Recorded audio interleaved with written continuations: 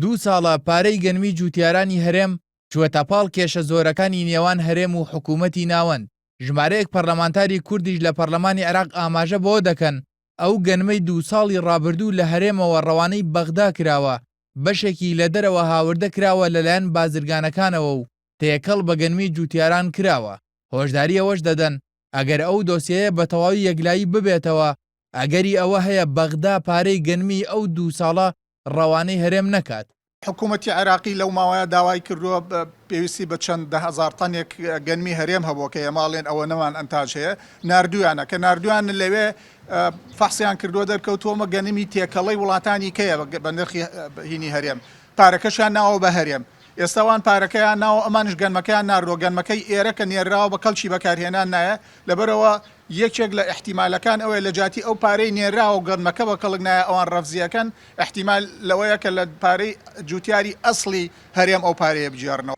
حکوومەتی عێراق بۆ هەردوو ساڵی 2014 و 2015 بەڕی 750 ملیار دینار پارەی گەنمی جوتیارانی هەرێم قەرزارە و تا ئێستاش هیچ وادەیەک بۆ پێدانی ئەو پارەیە دیاری نەکراوە.